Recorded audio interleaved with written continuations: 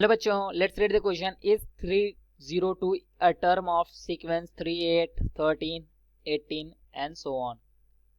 So, key concept of this question. अगर हमारा कोई भी सीक्वेंस अगर AP में गिवन है, मान लेते हैं वो A है, A प्लस D है, A प्लस 2D है, A प्लस 3D है, comma dot dot dot so on. So इसका जो जनरल टर्म होता है वो AN is equal to A plus N minus one into D A होता है. यहाँ पे n क्या होता है, ये हमारा पॉजिटिव इंटीजर होता है. तो पॉजिटिव इंटीजर होने का मतलब है यहाँ पे n हमेशा 1 2 3 4 5 इस टाइप के फॉर्म में आना ही चाहिए, कभी फ्रैक्शन के फॉर्म में नहीं आना चाहिए. अगर हमारा कभी भी कोई टर्म अगर हम मान लेते हैं कि मान लेते हैं अगर हमारा 15 अगर हमें पता है करना है वो हमारे एपी में है कि नहीं, तो हम सबसे पहले यहाँ पे उसको उस जगह पुट कर देंगे, यहाँ पे ए एन की जगह.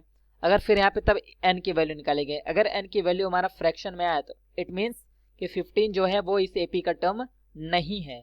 ये हमें इस तरीके से पता चलेगा.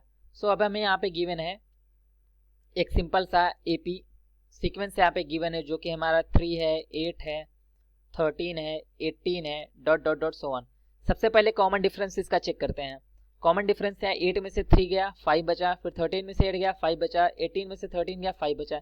यानी कि ये हमारा जो सीक्वेंस है वो एपी में है, क्योंकि कॉमन डिफरेंस इसका क्या है वो सेम है, वो चीज 5 और फर्स्ट टर्म इसका यहाँ पे 3 दिख रहा है. तो यहाँ पे ए एन हमने यहाँ पे कैलकुलेट करना चाहेंगे. यहाँ पे हो जाएगा A plus N minus one into D.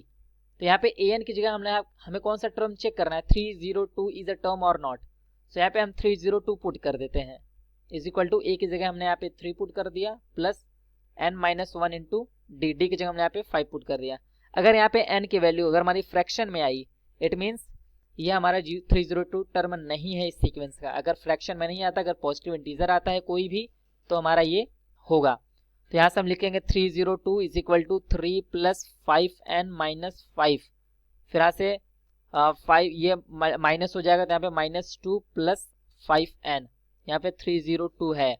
फिर यहाँ पे लिख सकते हैं 5n is equal to 302 plus 2.